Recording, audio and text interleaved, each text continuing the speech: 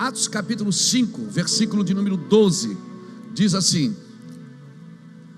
muitos sinais e prodígios eram feitos entre o povo pela mão dos apóstolos, e estavam todos unanimemente no pórtico de Salomão. Ninguém mais ousava juntar-se a eles, embora o povo os tivesse em grande estima.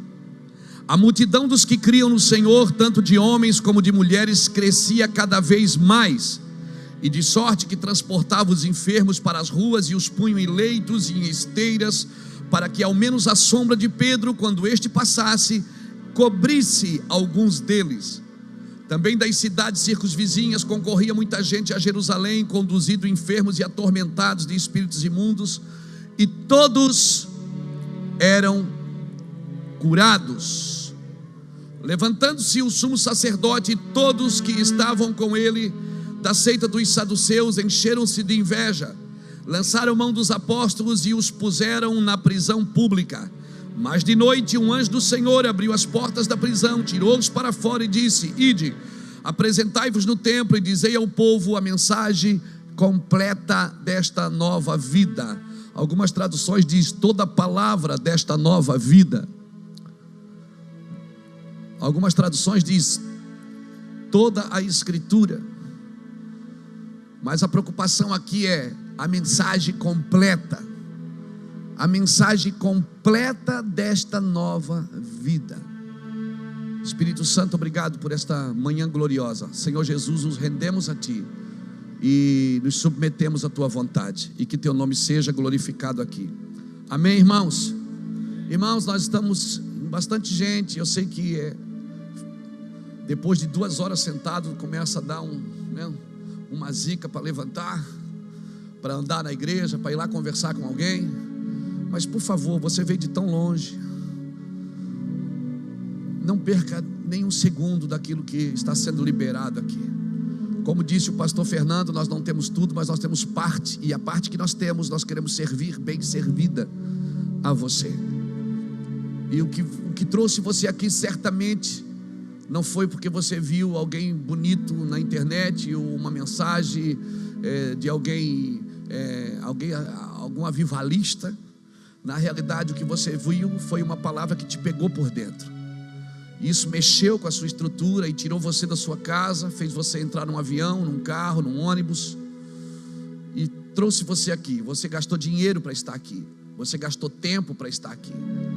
Então, se Deus trouxe você aqui, tem um propósito, e nós não queremos perder o propósito. Vamos ser pontuais. Depois a gente conversa, depois a gente conta os casos, depois a gente vai até no banheiro se precisar. Mas agora esse momento é muito importante, que aquela palavra que começou a pegar você na internet, porque nós somos para a internet só por causa de uma palavra de Deus. Em 2009, ali atrás, a igreja era ali no pavilhão de trás, e Deus falou conosco: invista em internet, porque eu vou trazer o Brasil aqui. E nós começamos a fazer isso, debaixo de muita pressão, sem recursos. Você pode ver, você está numa igreja simples, com as cadeirinhas simples, com os pastores muito simples, e nós estamos aqui só para servi-lo. O nosso encargo é tocar você. O nosso encargo não é dar nada para você e não anular o que Deus te deu. O nosso encargo não é dizer para você: para tudo que você aprendeu, joga tudo no lixo e agora nós temos a verdade. Não. O nosso encargo é ajudar a desenvolver o que você carrega, ajudar naquilo que você já tem, porque se Deus não te deu, ninguém pode te dar. Se Deus não te deu aqui, nós não podemos te dar. Há uma palavra que é falada aqui em nosso meio por alguns de nossos pastores, principalmente o pastor José, fala isso, que nós somos a costureira. Quem costura não somos nós, é a máquina. É a máquina que costura. Nós só juntamos as partes. Quem confecciona é o Senhor. Então o nosso trabalho aqui é juntar as partes, só norte, sul, leste, oeste. Amém? Por isso que eu sempre apresento as pessoas que vêm, porque essa é a nossa parte, é juntar o Brasil.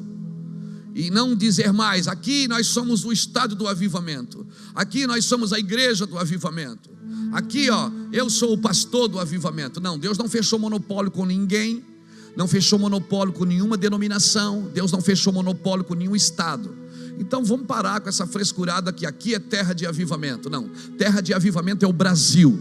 Deus levantou o Brasil, Deus levantou as Américas, Deus levantou a Europa, Deus levantou a Oceania. Aonde tem pessoas se reunindo em meu nome, diz o Senhor, ali eu estarei. E agora uma coisa é séria: sinais de avivamentos a gente não pode neutralizar. E o Brasil tem sinais de avivamento nesses dias. Quais são os sinais de avivamento? O caos, a corrupção, a mentira, o engano, as pessoas sem paciência, as pessoas sem Deus. Ontem eu estava assistindo alguns vídeos da internet, assim, eu assisti um, daí você sabe que quando você assiste um vídeo vem o outro, depois vem o outro. E aí eu parei numa página policial só vendo vídeos de assaltos. Eu assisti uns 8 vídeos de assaltos, eu não aguentei mais. Eu disse, não, é muito forte isso. Pessoas sendo mortas, assaltantes, a polícia, quando não era a polícia que morria, era o assaltante. E eu disse, meu Deus, Senhor, nós precisamos desesperadamente de um avivamento. As pessoas perderam a paciência, as pessoas são intolerantes, ninguém mais tem graça com ninguém, né? Todo mundo é muita gente, mas muitas pessoas não querem mais trabalhar para adquirir, querem adquirir sem trabalho, né? Querem adquirir sem esforço, querem adquirir sem vida, sem dedicação. Então, queridos, em nome do Senhor Jesus, o Senhor está nos posicionando e nos reposicionando como igreja. Então, quando eu li esse texto hoje, esse texto está no meu coração. Eu estava semana passada em Belo Horizonte, e Deus falou muito comigo sobre isso lá, e eu ministrei essa palavra lá. E eu pensei, eu vou falar essa palavra no café. Estive também em Joinville nesses dias. Essa palavra falou muito ao meu coração, porque você percebe que foi Deus que parou esse avivamento. Irmãos, a sombra de um homem estava curando. Imagina isso. A sombra de um homem estava curando. Ele passava, as pessoas se jogavam no chão, para que ao menos a sombra dele curasse alguns. Você imagina, Fernando, você está no lugar que as pessoas vêm cheias de caravanas, ônibus de todo lado, porque aquele homem ia passar e a sombra dele curava. E eu disse, Deus, nos devolve esses dias. E Deus disse, não, filho, preste atenção no que você está lendo. Ele disse, eu não quero mais que vocês andem na sombra de nenhum homem, eu quero que vocês andem na luz. Eu quero que vocês andem na luz. E aí Deus começou a me mostrar o que estava escrito no texto, porque a gente sempre vê, uau, meu Deus, a sombra de Pedro curava, e era avivamento. Mas se você olhar com atenção, você vai perceber que Deus parou esse avivamento. A sombra de Pedro curava e Deus parou. Deus parou, colocou todo mundo na cadeia. E à meia-noite um anjo foi lá e disse, olha, voltem lá e ensinem a mensagem completa. Vocês estão vivendo um avivamento, mas isso aí tem dias contados, se vocês não colocar um fundamento aí. E a Bíblia diz que depois eles saíram da prisão e começaram a ensinar. Então eles entraram no templo e ensinavam. Não era mais um movimento só de sombras. Aleluia. Não era um movimento só de sombras, era um movimento de luz. Agora eles estavam ensinando. Eles não estavam só curando pela sombra, eles estavam acendendo luz dentro das pessoas. As pessoas agora estavam recebendo a luz do Evangelho, a luz de Cristo. Então nesses dias, irmãos, para tudo e vai ensinar, vai preparar uma geração. Amém? Tem alguns cultos da sua igreja que vai ter que parar, porque não fazem mais sentido. Nós precisamos parar, senta com 4 ou 5 numa roda, abre as escrituras e vai ensinando, vai colocando fundamento. São dias de fazer coisas pequenas que vão movimentar coisas grandes. Deus parou esse avivamento, Ele está disposto a parar. Foi Ele que parou, botou todo mundo na cadeia, pastor Edneu.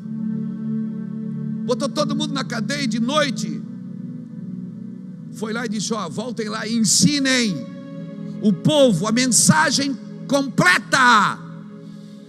Existe um evangelho genuíno, completo, que nós precisamos degustar dele, irmãos. Não são dias de movimentar as águas para que o primeiro que chegue seja curado. São os dias de dizer para as pessoas, pega a tua esteira, levanta e anda. Pega a tua esteira, levanta e anda. Não são dias de transferir culpas. Ah, ninguém me põe na água. Eu não estou mandando você entrar na água, eu estou mandando você andar. E quando eu chego, alguém chega na minha frente. Ou seja, eu estou nessa situação porque alguém chegou primeiro, tomou o meu lugar. Estamos sempre escondendo as nossas falhas nas falhas dos outros, escondendo a nossa incapacidade na incapacidade dos outros. São dias de assumir, irmãos, se responsabilizar e dizer: eu me arrependo, Senhor. Eu me arrependo, Senhor. Eu vou viver um evangelho de arrependimento, um evangelho de pureza. Eu vou me arrepender todo dia. Nós rejeitamos as folhas de figueira, Senhor. Nós queremos a tua glória. Aleluia. Se a gente não parar para ouvir o clamor da terra, nós não vamos corresponder às expectativas do céu. Viu? Eu gosto assim, quando você me olha quieto, porque eu sei que está aí dentro, está uma revolução. Esses dias alguém falou assim: por que as pessoas não caem na unção? Eu disse: porque elas estão caindo por dentro. Deus está derrubando as pessoas por dentro. Elas ouvem o evangelho e dizem: põe a mão na cabeça. Meu Deus, o que é isso? E quando a glória vem, não precisa mais de uma mão empurrando você no chão. Você mesmo se joga, porque você está debaixo da glória de Deus. Você não aguenta mais ficar de pé. Ah, meu Deus, você não aguenta mais ficar de pé diante da glória de Deus. Nós temos estudado a história da igreja, nós deveríamos estudar a realidade da igreja. Vamos estudar a realidade, porque se nós não ouvirmos o clamor da terra, não corresponderemos às expectativas do céu. Há uma expectativa no céu, pastores. Deus colocou a igreja aqui para transformar o lugar. Há uma expectativa. O Davi falou aqui: só a igreja pode tirar os órfãos das ruas, irmãos. Você tenta pelo jeito que tem que ser, leva 10 anos. Você estende a mão diante de Deus: Deus, eu vou adotar. Senhor, eu sou pai espiritual, eu vou ser pai adotivo, eu quero. Deus vai ir na frente, abrindo o caminho, quebrando as correntes, tirando os espinhos.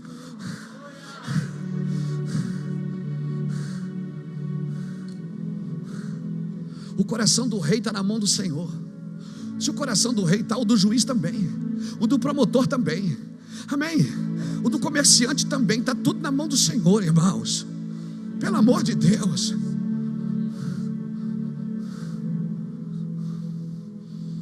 Nós temos que mudar as realidades que estão ao nosso redor. Hoje, quando nós chegamos para o café, uma senhora bateu ali na porta, uma senhora cristã, uma mulher bem vestida, arrumada, com a criança na mão, disse: pastor, eu sei que não é o dia, eu sei que hoje é o café dos pastores, mas eu estou na minha casa e meu marido está desempregado, pastor, e ele não conseguiu um emprego fixo, e a gente está passando algumas necessidades. Eu só queria uma cesta básica. Falando comigo assim, irmão, nos S's: pastor, eu só queria uma cesta básica. O senhor pode me arrumar uma cesta básica para me dar o que comer aos meus filhos, até meu marido? Porque nessa hora o marido sempre desespera e a mulher vai para a rua, né? Não é assim? O marido desespera mais fácil, a mulher não. Ela disse: eu vou dar um jeito. A mulher, por isso que foi ela que viu o túmulo aberto a primeira vez. Por isso que foi ela que Jesus pareceu a primeira vez, porque ela sempre traz um sentido. Ela me procura: pastor, eu só queria uma cesta básica. Eu estava com algum trocado no bolso. Eu digo: não, eu vou dar mais do que uma cesta básica para você. Uma cesta básica é o básico. Deus não te chamou para o básico. Eu tirei o dinheiro que eu tinha no bolso. Eu não estou falando isso para você achar que eu sou bonzinho, não. É porque você precisa ler os momentos que Deus está dando oportunidade. É como se Deus estivesse dizendo para mim: você vai subir ali agora e você vai pregar, o Brasil todo vai te assistir. Mas isso não adianta se você não está cuidando das pequenas coisas ao seu redor.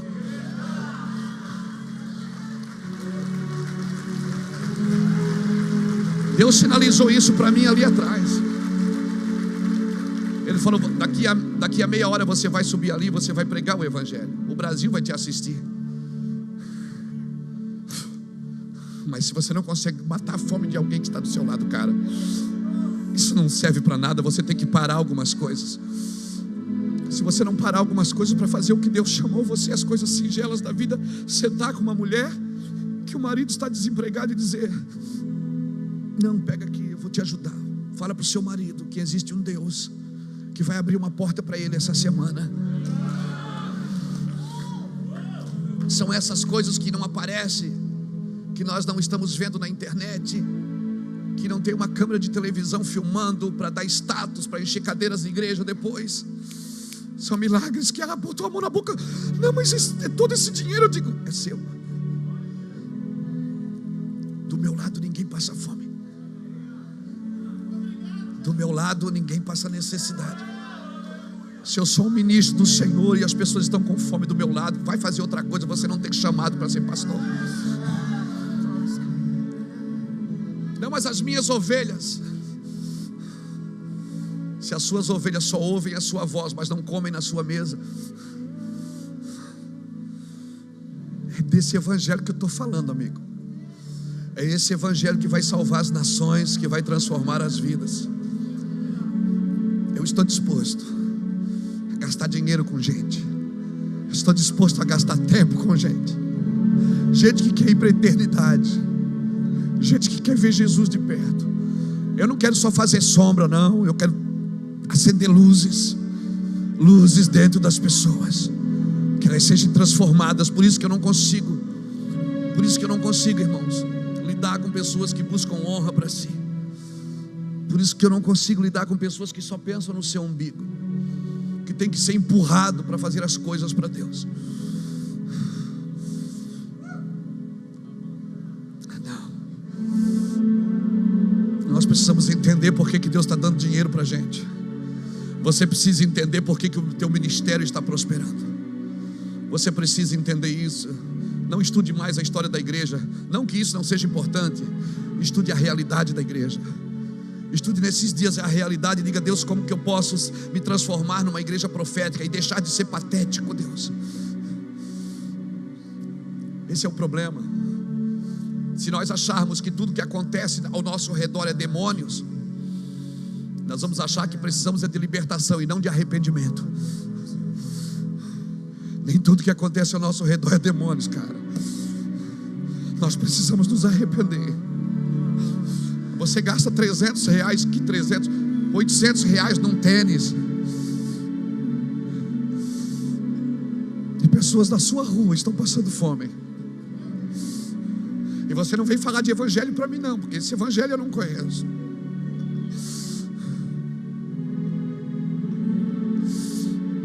Você que gasta 5, 6 mil reais para comprar uma roda nova para o seu carro. E pastores do seu ministério estão com o pneu careca, passando dificuldade para vir na igreja, tem que vir de ônibus porque o carro não anda mais. Não, vamos acordar, cara, vamos acordar para o Brasil, pelo amor de Deus.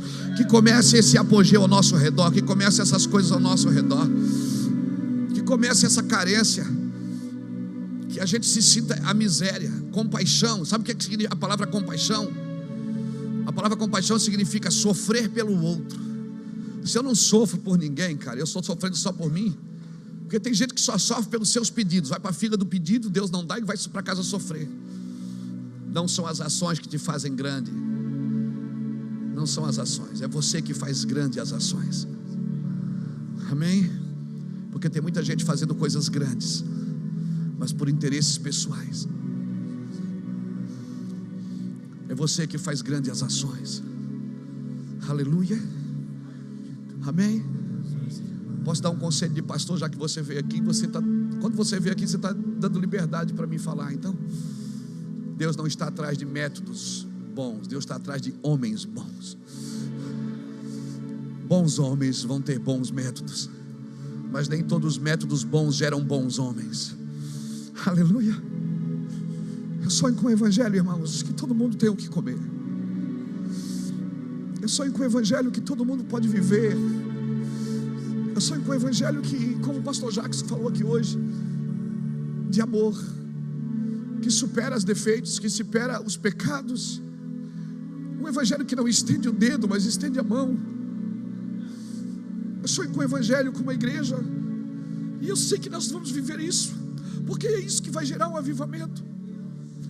Eu sonho com o evangelho puro, simples, das coisas simples, do prato na mão, da marmita. Nós ficamos muito sofisticados. Nós ficamos muito sofisticados na igreja. Os camaradas, às vezes, para empregar numa igreja, ele existe, tem contrato no site para você assinar. Porque porque são os interesses pessoais. Ninguém mais faz nada por amor. Sempre o que eu vou ganhar com isso? Quanto vou lucrar com isso? O Senhor está parando esse desfile que só faz sombra. O Senhor está parando esse desfile que só faz sombra. Tem alguém comigo aqui dizendo: Senhor, acende uma luz dentro de mim, por favor. Servo de todos os irmãos, eu quero ser.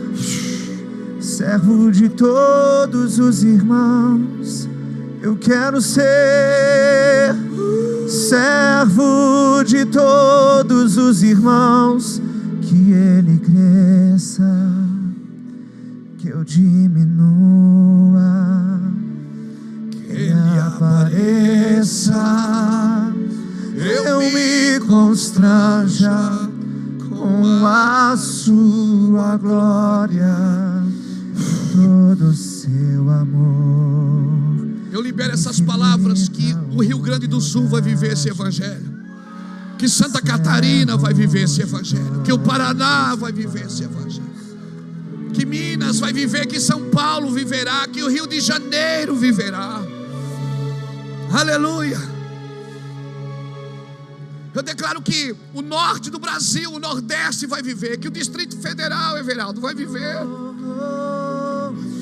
Tem homens de justiça lá no Distrito Federal. Nós declaramos que as Américas viverão esse evangelho. Um evangelho simples, homens leais. Homens leais. Eu não estou falando só de fiéis, eu estou falando de leais. Porque o homem fiel cumpre o contrato, mas o leal não precisa nem de contrato. O leal, ele não trabalha para cumprir regras, ele trabalha para honrar. E quando eu falo de leal, sabe de quem eu lembro? De Paulo. Irmãos, Paulo foi com Silas amarrado em praça pública e chicoteado. Depois que ele foi chicoteado, é que ele falou que ele era romano, para Silas não apanhar sozinho. Depois que ele foi chicoteado, ele disse: vocês fizeram uma besteira, eu sou romano. Silas tinha apanhado sozinho, se ele falasse antes, mas não usou do seu cargo, não usou do seu título, não usou da sua credencial para se isentar do problema dos outros. Não, se você vai apanhar, eu vou apanhar com você. Se você vai receber, eu vou receber com você. Se você vai chorar, eu vou chorar com você. Depois que ele foi marcado, ele disse: eu sou romano. Aí os magistrados botaram a mão na cabeça e disseram: uau, o que a gente fez? Batemos, por que você não falou antes? Vou deixar meu amigo apanhar sozinho? Não, nós somos amigos. Você olha para a corrupção do Brasil, deputados, senadores que são amigos há mais de 30 anos, agora quando eles estão depondo, eles não conheço. Isso é um coração corrupto. E é essa desgraça que Deus está derrubando nessa nação. Deus vai levantar homens leais, vai dizer: eu conheço sim, é homem de Deus, é mulher de Deus, mas ele caiu, eu vou ajudar ele a levantar. Não conheço, não tem aliança. Está caído ou não tem aliança? Caído, eu vou ajudar e botar no ombro, nas costas.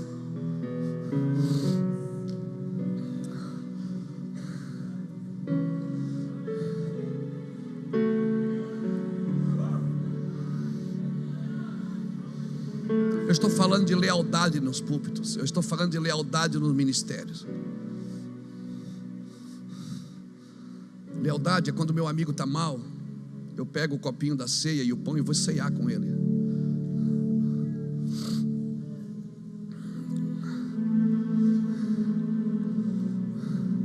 Porque não é porque eu como e bebo da ceia que eu sou mais digno do que ele. Eu sou dignificado por Jesus. O Senhor está parando esse desfile que só faz sombras. Está dizendo: voltem lá e ensinem o povo. Ensine os empresários a pagar impostos. Ensine os empresários a fazer a coisa certa. Ensine eles a dizimar. Ensine eles a ofertar. Ensine eles que a sua empresa é um negócio do Senhor, e foi o Senhor quem deu. Não ponha alguns trocados no seu bolso e isente eles das responsabilidades. Ensine os pastores a cuidar das suas famílias. Não, mas eu estou no ministério, quem quiser vir, vem. Não, leva junto. Vai junto, nem que seja para dormir no banco da igreja. Não deixe ninguém para trás. Mas o meu filho, eu fui criado nos bancos da igreja presbiteriana, irmão, de menino. E depois, anos depois, eu estava vendendo drogas. Mas quantas noites eu fiquei vendendo drogas, lembrando dos bancos da presbiteriana. Traga seus filhos, nem que seja para dormir no colo. O espírito deles vai ser marcado para sempre. Não vou na igreja que nem os meus filhos incomodam. Filho não incomoda você. Filhos são herança do Senhor, rapaz. Acorda. O Senhor está parando essas sombras que a gente criou para se colocar embaixo e dizer que é Deus que está fazendo. Deus está dizendo: eu estou parando isso. Ei. Ele parou o desfile de Davi. Davi queria trazer a arca. Ok, você está fazendo a coisa certa, mas do jeito errado. Assim não funciona, Davi. Uzá morreu. Davi pôs a mão na cabeça e disse: uau, tem alguma coisa errada. Como eu vou trazer a minha arca do Senhor? Homens leais, irmãos, que não vão fazer a obra de Deus de qualquer jeito. E quer saber o que eu penso, o que eu acho? Deus vai ter que tirar o ministério de alguns para trazê-los de volta ao ministério.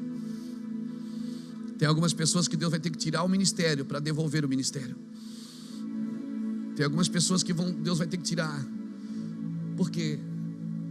Ei, o diabo não quer matar você. Crente morto é crente vitorioso. O diabo quer cansar você, para que você desgoste do que está fazendo, para que você seja insatisfeito pelo que você faz, para que você vá para a igreja no domingo praguejando os irmãos, para que você não faça mais nada com amor, com ternura. O diabo quer que você canse. É assim como Isaú, você chega do campo cansado e vai começar a negociar os seus valores. Então para tudo, cara. Para tudo, não está bem, põe alguém domingo para pregar, fica em casa vendo televisão com seu filho. Está amarrado, pastor? Fica vendo o sítio do Pica-Pau Amarelo. Passa ainda? Passa. Sítio do Pica-Pau Amarelo, não passa? Vila Sésamo, passa ou não passa mais, né?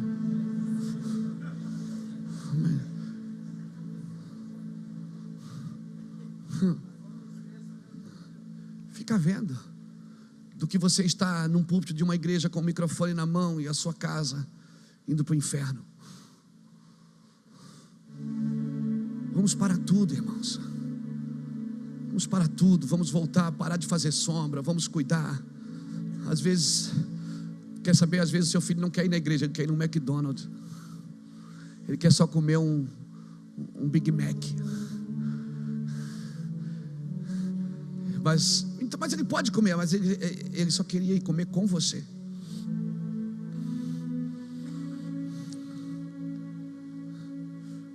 Nós precisamos priorizar. Nós precisamos voltar a ser profético. O problema é que nós queremos fazer só coisas grandes, e as coisas grandes estão nos roubando das coisas pequenas. Irmão, deixa eu te falar uma coisa. Sirva a multidão, mas não pare na necessidade delas. Não pare. Ouça a multidão, mas não pare na opinião delas. Abençoe a multidão, mas não pare na idolatria delas. Chore com a multidão, mas não pare na dor delas. Se alegre com a multidão, mas não pare nas festas delas. Se você parar na multidão, você não vai chegar na cruz. Nós estamos lidando hoje com uma igreja frustrada, porque quando ela não cresce, ela frustra. Quando ela não arrecada o suficiente, ela frustra. Quando ela não cumpre a meta, ela frustra. E quer saber, é Deus que está nos frustrando, para que a gente volte para uma realidade espiritual. Nós estamos lidando com frustrações, estamos tentando levar a arca de qualquer jeito para a presença de Deus. o Senhor parou todo mundo, botou na cadeia e disse: olha, ensine o povo a mensagem completa desta nova vida. Amém? Por favor, vamos fazer coisas pequenas. Faça um café na sua casa, convida aquele cara. Faça um almoço na sua casa, convida aquele cara. Às vezes os pastores vêm aqui, a gente se preocupa sempre em só abraçá-los.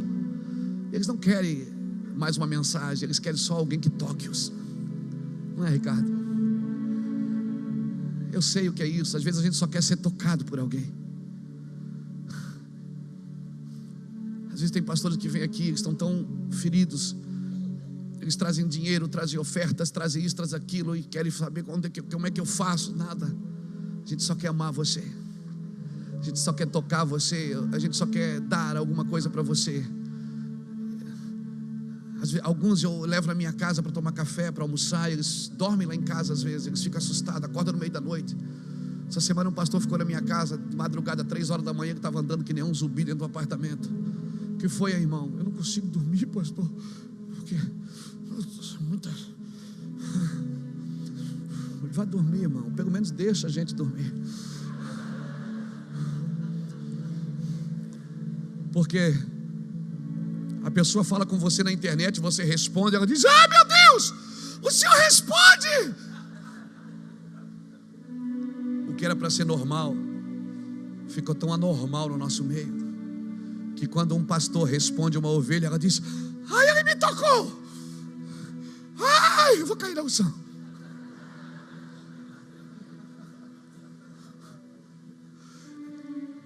Ela está tão longe do púlpito, ela ficou tão longe, aquilo lá parece que é um negócio intocável, né? Os irmãos que estão sentados lá em cima, parece que eles vieram do céu, pousaram a espaçonave ali atrás. Está todo mundo muito... E a gente criou uma cultura que cara feia é sinônimo de santidade. A gente criou uma cultura...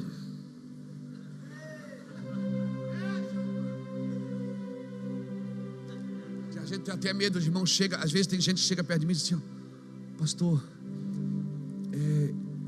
o senhor permite tirar uma foto? Eu digo: claro, irmão, eu tenho até umas 3x4 aqui, pega aqui. Porque eles estão... É tanto medo dos homens. Foi criada uma cultura que as pessoas são intocáveis. Que aquele cara, uau, eu nunca vou chegar naquele lugar. Meu Deus, ele deve orar 20 horas por dia. Eu não lembro. Aquele cara ali é intocável. Ele nem solta pum. Esse cara, ele não vai no banheiro não, irmão. Negócio dilui dentro dele.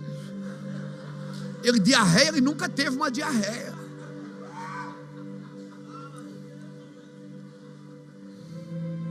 Esse é o nosso problema. E foi por isso que o Senhor parou a igreja. Ele disse: vão lá e ensinem que a sombra de vocês só está curando porque vocês andam na luz. Só faz sombra quem anda na luz. Vai lá e ensinem eles que isso que está acontecendo aqui é só uma partícula daquilo que pode acontecer com eles todos os dias na sua casa. Ai, irmãos, esse evangelho que nós sonhamos, essa coisa simples. Deixa eu descer aqui. Essa coisa do toque, Willer, do toque, Vilmar, do beijo, dá um beijo aqui, cara. Essa coisa gostosa que é o evangelho, de tocar pessoas. E aí, como é que você está? O Flamengo perdeu ontem, não perdeu? Glória a Deus, aleluia, glória a Deus. E o Corinthians? A gente ficou muito intocável. Fala uma que está amarrada, irmão. Não fala isso. Tem misericórdia, glória de Deus. Relaxa aí, ei. Relaxa. Relaxa. Amém? Relaxa. Não deixa as pessoas só ver a sombra que você faz. Deixa elas ver quem você é. Deixa elas ver você nervoso, você bravo. Deixa elas ver você fechando alguém no trânsito, perdendo a cabeça.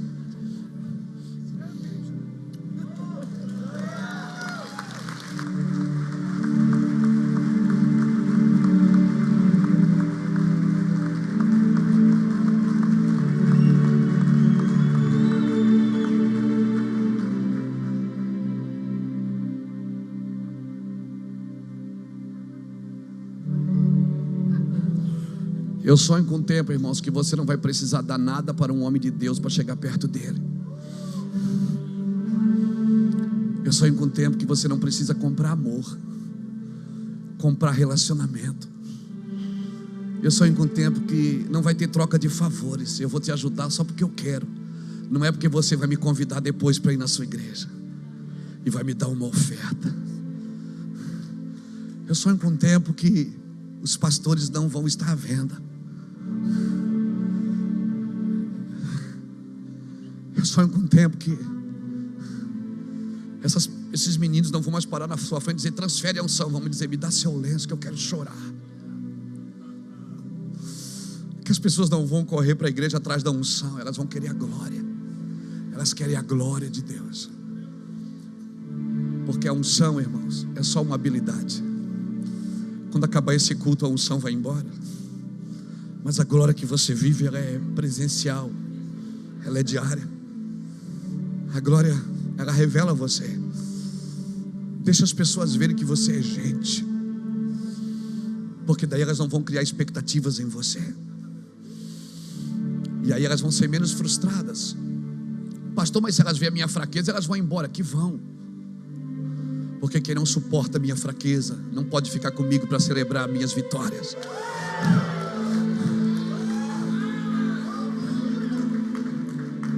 Quem não suporta as minhas fraquezas, as minhas dores, os meus anseios, não pode ficar perto de mim para celebrar as minhas vitórias.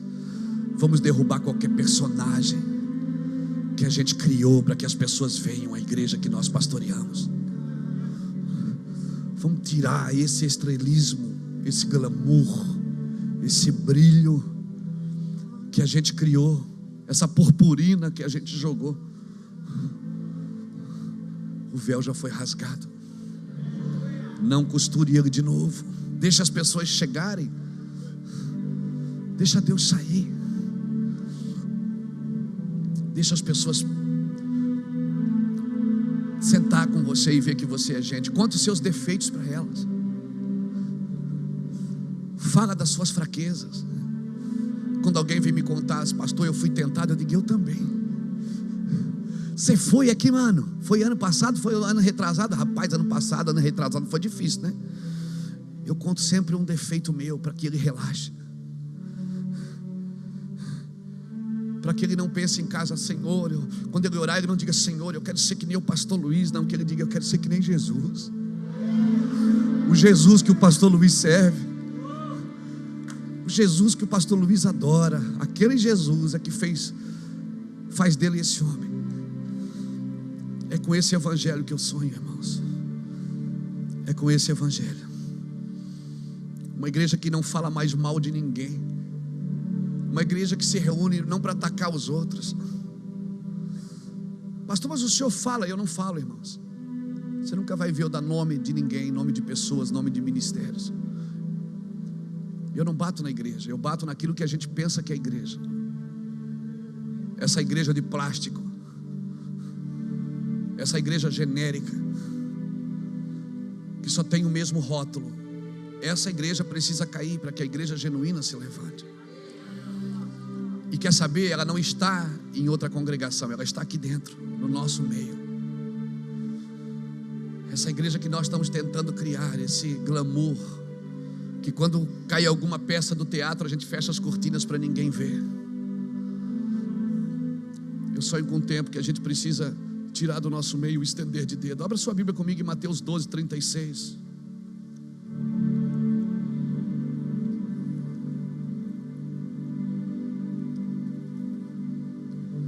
Quero ser como criança e te amar pelo que és. Voltar à inocência, leva-nos de volta a esse lugar, Senhor, e acreditar em Ti, somente acreditar em Ti. Mas às vezes sou levado pela vontade de crescer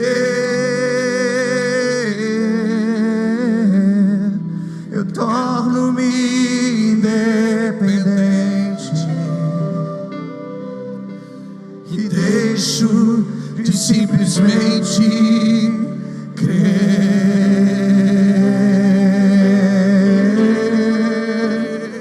Te clamamos nesta manhã que não posso viver longe do teu amor, Senhor. Eu não posso viver longe do teu afago, Senhor. Não posso viver longe do teu abraço, meu Abba Pai, Senhor.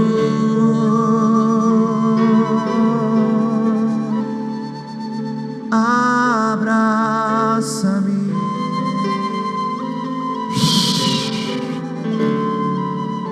abraça-me,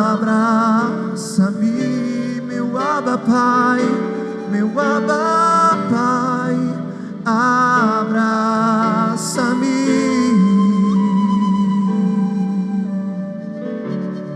Com os teus braços de amor, mas às vezes sou levado. É isso. Pela vontade de crescer e torno-me independente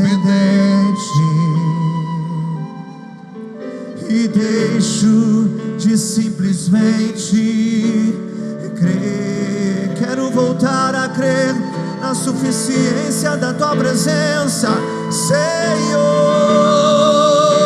Não posso viver longe do teu amor, Senhor.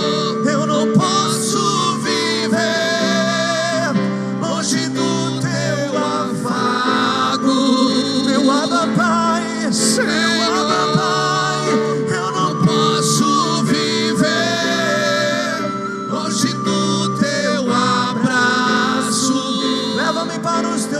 Senhor, não, eu não posso viver longe do teu amor. Sim, Deus, sim.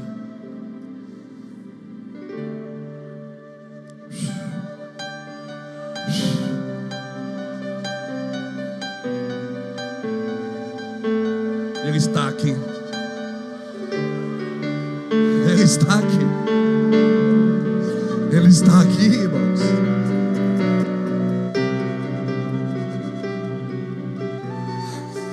Ele está aqui. Sim, Ele está aqui. E a andorinha encontrou um ninho para si. Ele está aqui, Ele está aqui.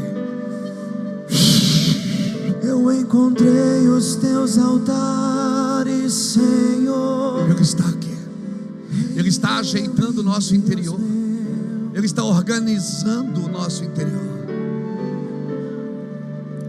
Ele está nos organizando para aquilo que está por vir. Ele está nos preparando, estruturando para que o peso da sua palavra não nos desestruture.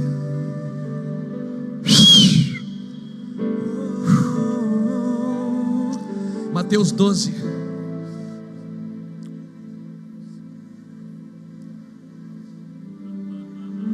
Mateus 12, 33 diz assim: ou fazei a árvore boa o seu fruto bom, ou fazei a árvore má o seu fruto mau, pois pelo fruto conhecereis a árvore. Raça de víboras, como podeis vós dizer boas coisas sendo maus? Pois do que há abundância no coração, disso fala a boca. O homem bom tira boas coisas do seu bom tesouro, e o homem mau do seu mau tesouro tira coisas más. Mas eu vos digo que de toda palavra frívola que os homens proferirem, hão de dar conta no dia do juízo. Pois pelas tuas palavras serás justificado, e pelas tuas palavras serás condenado. Quem conhece aquela versão, a mensagem? Você tem a mensagem? Eu vou ler aqui para você na versão mensagem, uma versão bem poética. Olha o que ela diz: se vocês crescerem como uma árvore saudável, irão produzir frutos saudáveis, Mas se a árvore for doente, os frutos serão podres. Os frutos nos revelam a verdade sobre a árvore. A mente de vocês parece um ninho de cobras. Como dar crédito ao que dizem, já que estão tolos? É o coração e não o dicionário que dá significado às vossas palavras. É o coração e não o dicionário que dá significado às vossas palavras.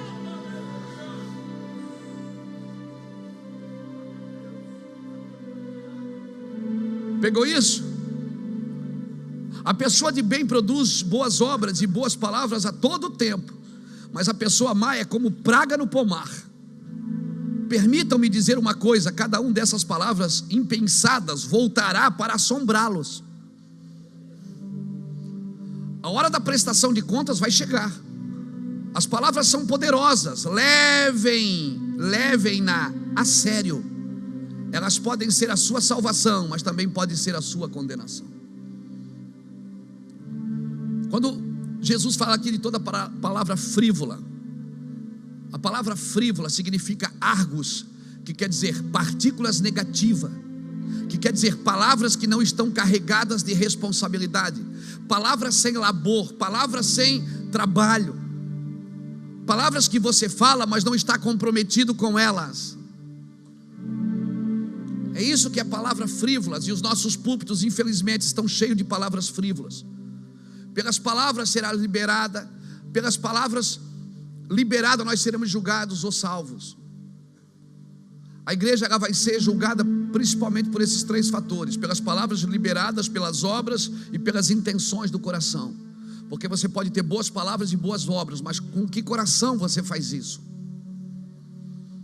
Qual é o interesse seu de fazer isso? É só encher suas cadeiras? É só dar nome à sua denominação? Você está construindo Babel, vamos fazer uma torre e edificar uma cidade para que tenhamos um nome. Nós já temos um nome aonde nos apoiar, e o nome é Jesus, que está acima de todo nome, a qual todo joelho se dobrará e toda língua confessará. Amém? Amém? Louvado seja Deus. Agora abre Levíticos capítulo 13 comigo. Por que eu estou falando sobre isso? Porque esse Deus está nos tirando das sombras. Nós temos que ir ensinar o povo a mensagem completa, e a mensagem completa ela tem que começar por isso. Levíticos 13 e o versículo 44. Levíticos 13, 44 diz assim: leproso é aquele homem que está imundo, o sacerdote o declarará imundo totalmente, na sua cabeça está a praga. Também o leproso em quem está a praga andará com as vestes rasgadas e a cabeça coberta e o corpo e os cabelos soltos, mas cobrirá o bigode e gritará: imundo, imundo. Será imundo todos os dias em que a praga estiver nele. É imundo e habitará só, e a sua habitação será fora do arraial, quando houver praga de lepra em algumas vestes de lã ou de linho. Você já viu que a Bíblia diz o seguinte, preste atenção nisso. A Bíblia diz assim, que Jesus curava os enfermos e limpava os leprosos. A Bíblia está trazendo duas conotações aqui: lepra e enfermidade. Por que Jesus curava o enfermo e limpava o leproso? Porque lepra não era uma enfermidade física somente. Por isso que o leproso não ia no médico, ele ia no sacerdote. Era uma doença espiritual. Quem discernia se o cara estava leproso ou não era o sacerdote, não o médico. Agora pasmem, irmãos, como que a lepra nascia na vida de uma pessoa? Quando essa pessoa falava mal da outra, quando a outra não estava perto. Lepra, escute, igreja. A palavra lepra vem da palavra tesarate. Tesarate era o resultado de Lashon Hará. O que é Lashon Hará? Língua maldicente. Pessoas que falavam mal das outras quando essas pessoas não estavam perto. Por isso que Miriam ficou leprosa, lembra? Lembra que Miriam ficou leprosa? Lepra não é uma doença só carnal, uma doença na carne, uma doença espiritual. Por isso que há entre vós fracos, doentes e muitos que dormem, porque vocês não discernem o corpo de Cristo. Vocês não entendem o que é a igreja. Quando deveriam estar um cobrindo o outro, estão um falando mal do outro.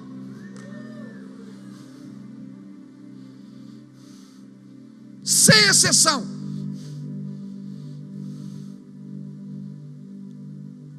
Piquet Avot é a ética dos pais judeus.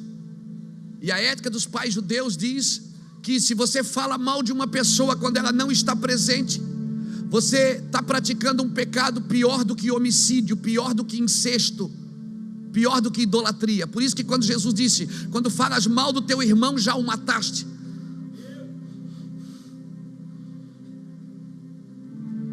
Por isso que há entre vós fracos, doentes e muitos que dormem. Porque a igreja deveria ser um lugar de um cobrir o outro, mas a gente só faz sombra. O Senhor está parando e dizendo: olha, ensine o povo a mensagem completa. Igreja é um lugar de vida. Mas quando chega principalmente no culto de ceia, que a gente sabe que aquele irmão pisou na bola. Por que a gente sabe que ele pisou na bola? Porque ele deve ter aconselhado com alguém e já vazou.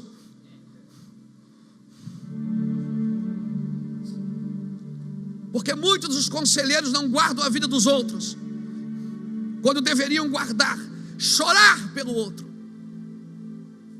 Não conte suas mazelas a fofoqueiros.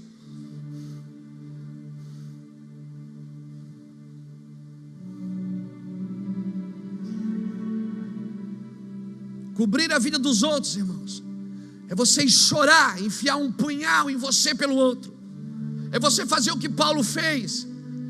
Eu sou romano, mas eu não vou deixar meu amigo apanhar sozinho. Eu vou apanhar com ele.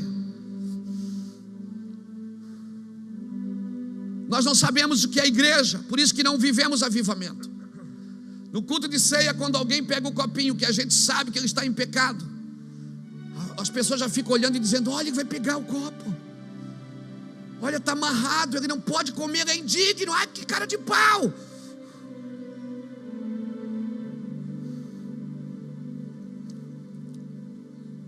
Ceia não é uma mesa de condenação, é uma mesa de perdão. Se eu sei que ele pecou, eu deveria ceiar com ele. Eu deveria trazer ele de volta para a comunhão. Dizer: pega aqui um pedaço do meu pão, meu irmão. Porque, mas irmão, eu pequei, eu errei. Mas se um membro do corpo padece, meu irmão, todo o corpo padece. Eu quero padecer com você agora. E eu vou chorar e eu vou jejuar por você até Deus te levantar. Eu não vou ficar torcendo para você cair. Eu não vou ficar torcendo para você dar errado. E muitas denominações, infelizmente, as pessoas torcem para o outro cair para tomar o lugar dele. Torcem para o outro pecar para tomar o lugar dele. E muitas denominações, deixa eu te falar, Lashon Hará vai cair em nosso meio, na igreja brasileira, em nome de Jesus.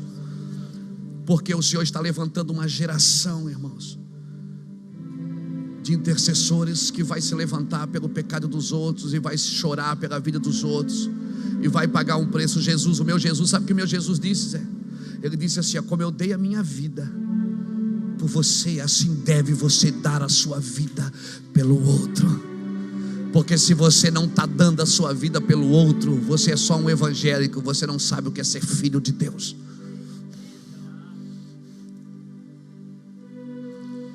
O Senhor está parando o nosso desfile, que só faz sombra. O Senhor está nos trazendo de volta. Lashon Hará vai cair por terra. Agora, assustem. Uma coisa era eu estar leproso, uma coisa é eu falar mal de você, aí eu fiquei leproso. Outra coisa era a casa leprosa. Abra comigo Levíticos 14.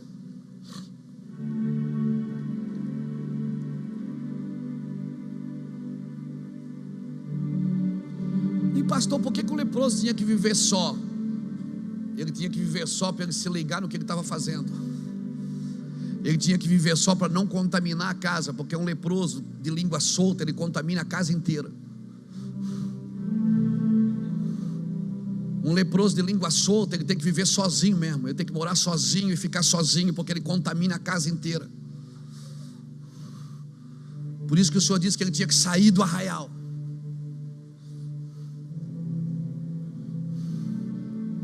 Sai do arraial, porque você é leproso, você é maldizente. Então ele ia viver sozinho, ir lá sozinho. Ele caía em si e dizia: vai ver, essas pessoas não são tão erradas, é errada que sou eu, porque quem está leproso sou eu e não elas.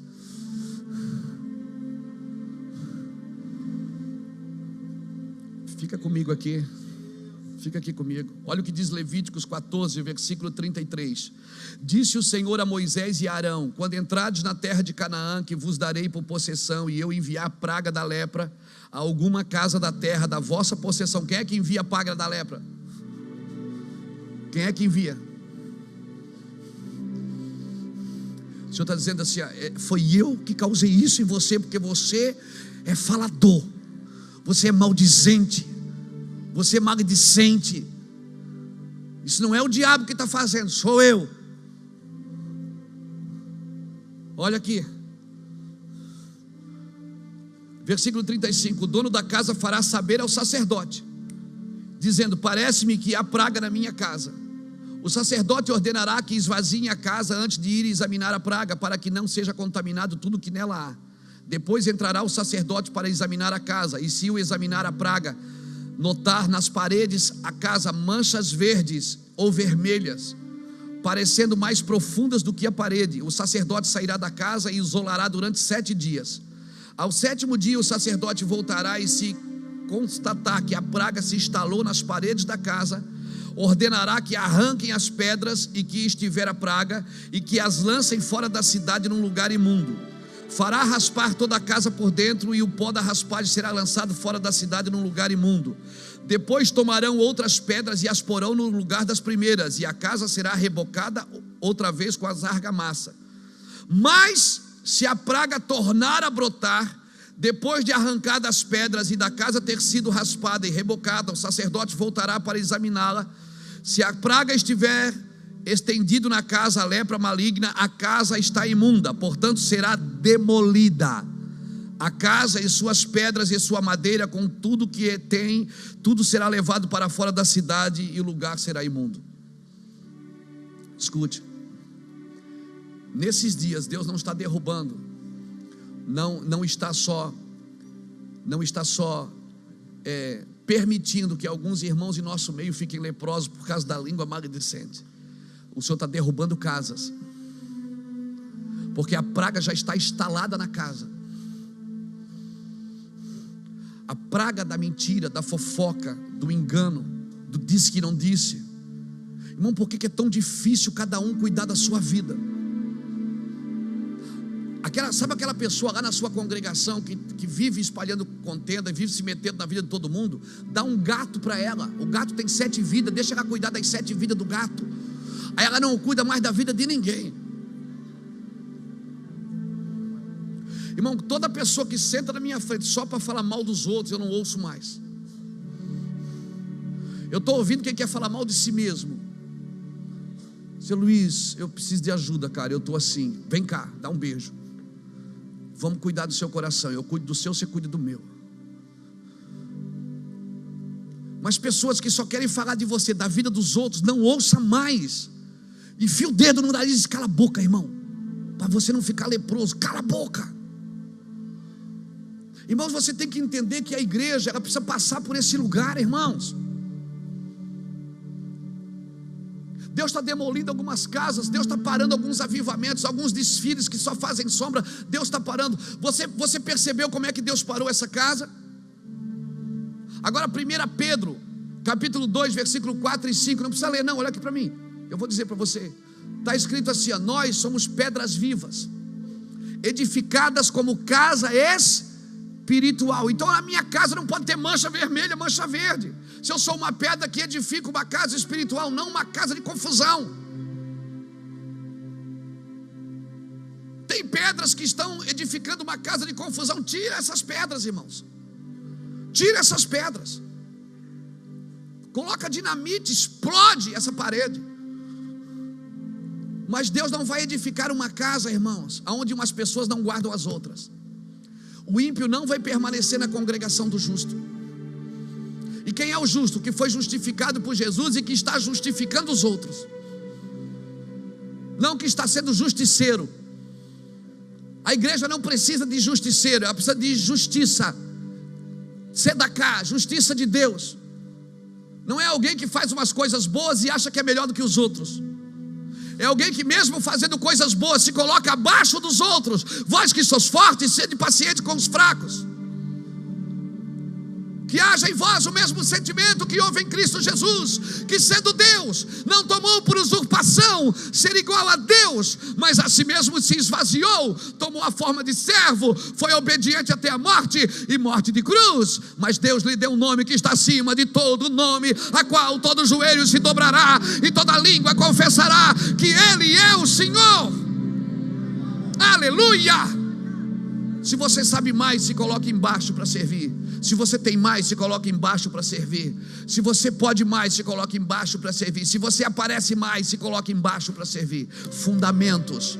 Não vá para cima só para fazer sombra, vai para baixo. Não vá para cima só para fazer sombra, vai para baixo. Você é fundamento. Vamos lá no texto da nossa mensagem. Atos capítulo 5. Para a gente entender o que está escrito ali, ó, coisa linda. Por isso que há entre vós fracos, doentes e muitos que dormem, porque não discernem o corpo. Você está na igreja, mas está doente. Vai para a fila da bênção e não é abençoado. Faz campanha para ser curado e não é. Passa luta. Veja bem, eu não estou dizendo que toda enfermidade é causa disso.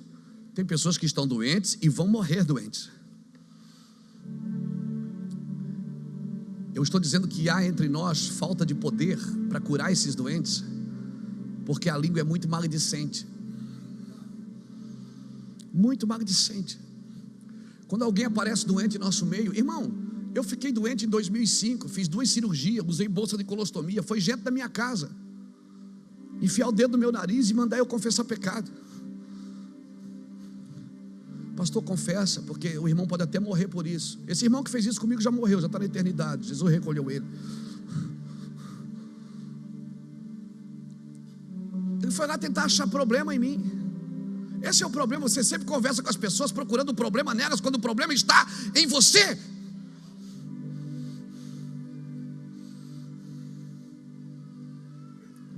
Deus tem que tirar a janela e colocar um espelho na nossa frente, irmãos.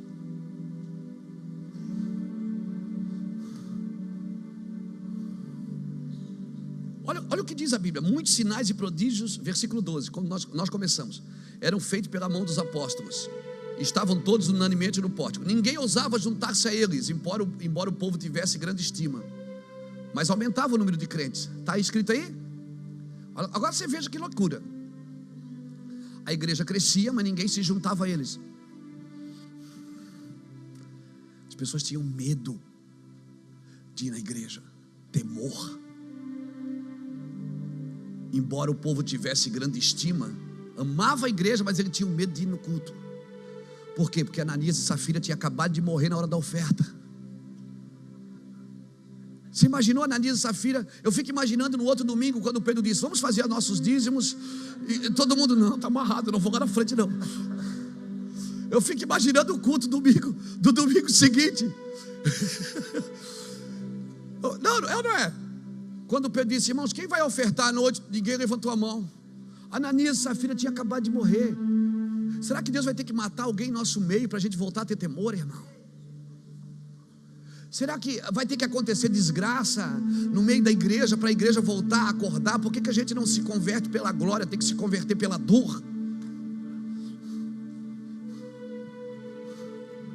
Será que a gente não pode ir para casa agora fazer uma lista de coisas que a gente está fazendo de errado e parar de fazer?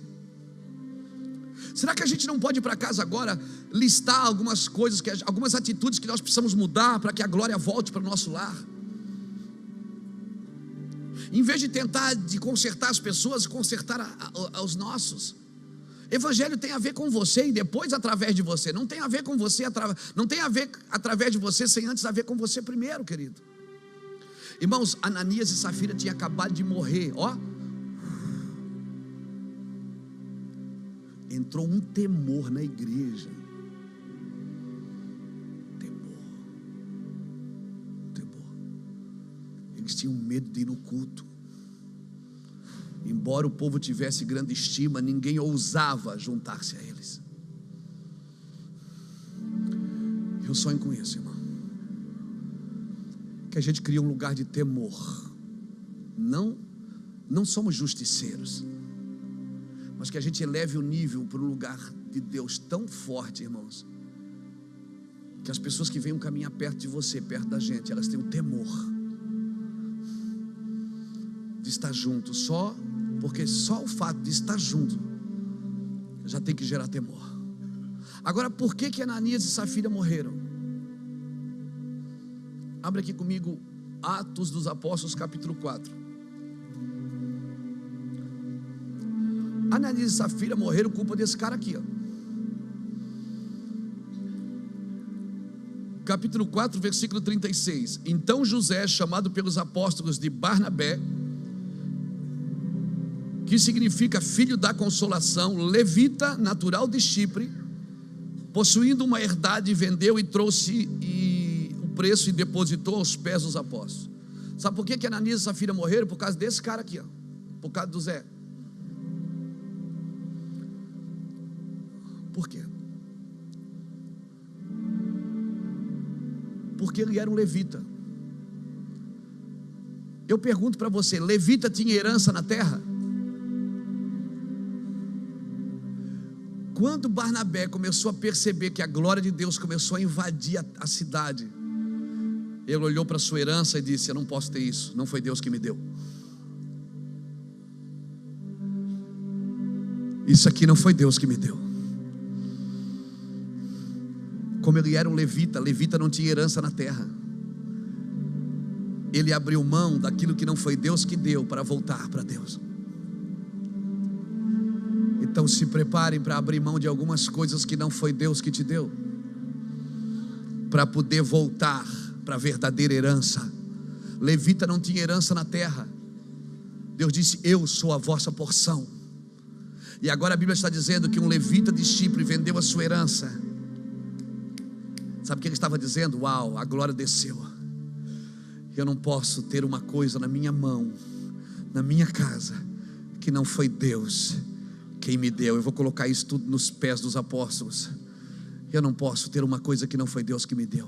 Por isso que muitos ministérios estão sendo empurrados com a barriga, porque estão trabalhando com uma coisa que não foi Deus quem deu. Pegou isso no seu espírito? Pegou? Quando Barnabé fez isso, ele elevou o nível de justiça. Quando ele elevou o nível de justiça, logo em seguida Ananias e Safira morreram. Por quê? Porque ele foi e vendeu a sua herança, vendeu tudo e colocou aos pés dos apóstolos. Ananias e Safira reteram uma parte. O problema não está em você reter uma parte. O problema está em você entrar na fila de quem está dando tudo. O problema não está em você reter uma parte, é em você ter aliança com quem dá tudo.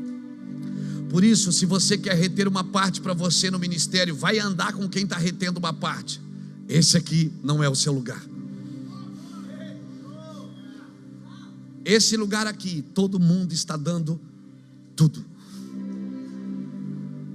Tudo do seu tempo, tudo dos seus recursos, tudo dos seus sonhos, tudo da sua vida, tudo do seu suor, tudo da sua lágrima. Se você quer reter uma parte e ter uma parte só para você, não é aqui esse seu lugar. Isso vai matar você no caminho. Nós não podemos andar com quem dá tudo se queremos reter uma parte só para nós. Por isso que gerou temor na igreja. Por isso que só sombra não vai dar mais efeito. A sombra trouxe a gente até aqui.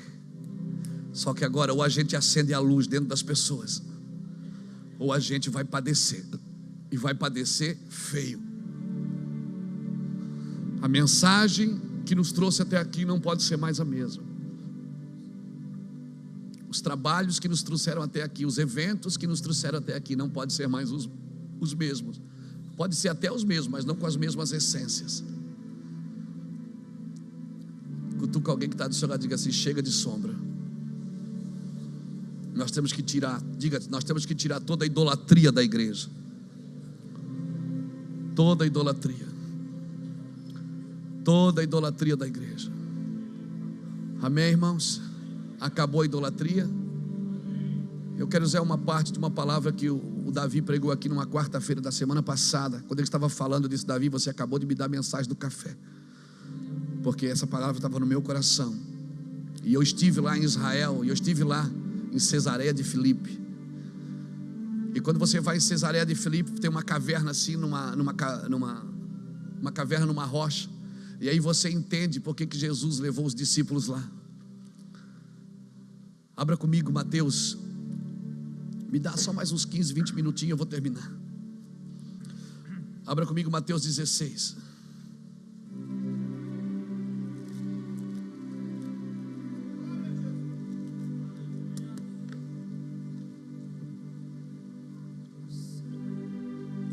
Então algumas coisas precisam cair no nosso meio. Primeiro, chega de sombra. Segundo, chega de lashon hará. Chega de língua maldizente. E agora eu quero falar da terceira coisa: chega de idolatria.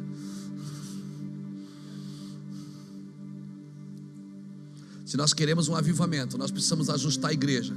Chega de sombra. Chega de lashon hará. Chega de língua maldizente. E chega de idolatria. Essa é a terceira parte que eu quero falar agora, sobre idolatria.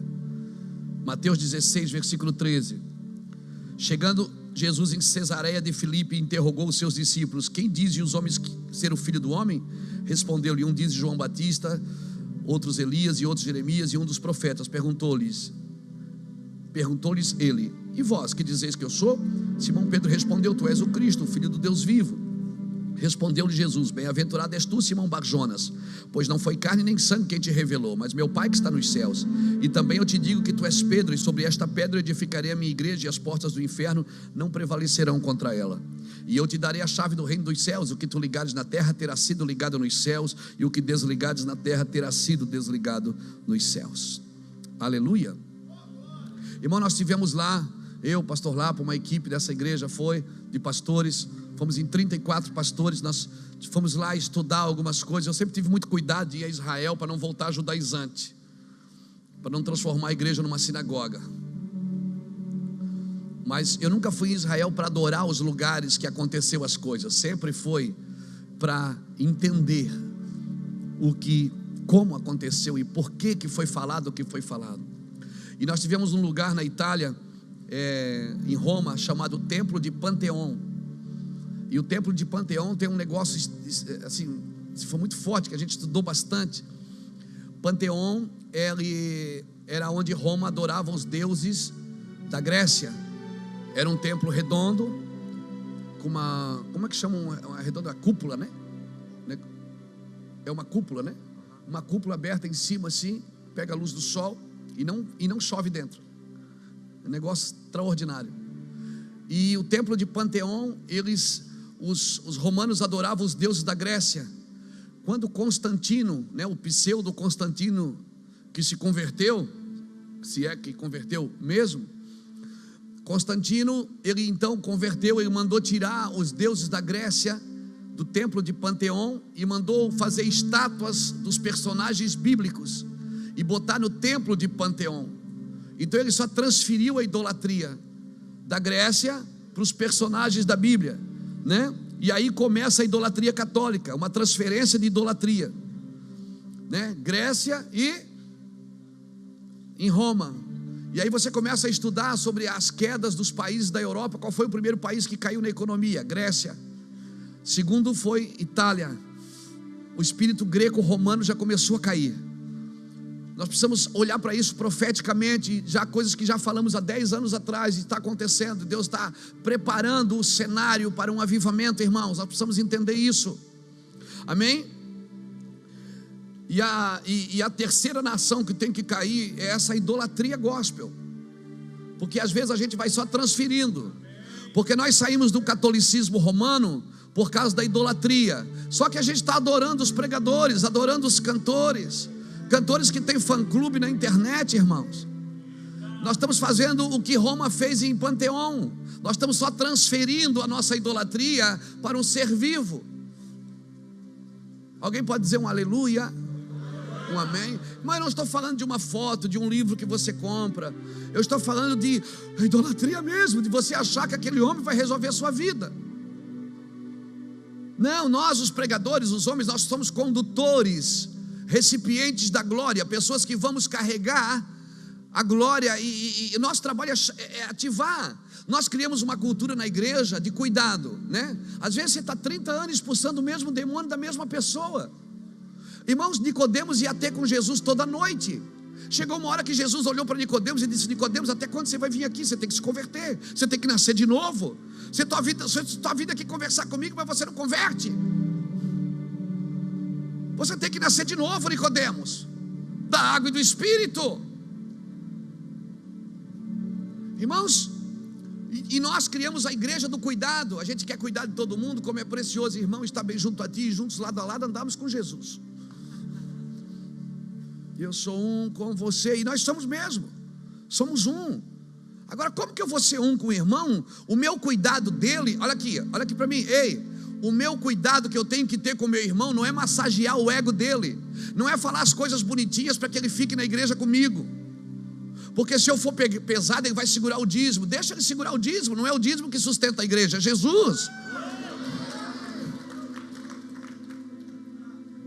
Nós criamos uma igreja confortável para todo mundo. Se a pessoa não gosta do que ouviu, ela disse: eu não gostei, eu me ofendeu. Ei, escute uma coisa séria.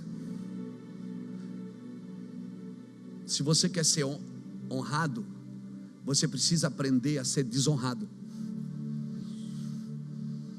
Você nunca vai aprender a lidar com a honra sem aprender a lidar com a desonra. Se você quer criar um ambiente de honra, deixe que as pessoas se desonrem, não tem problema.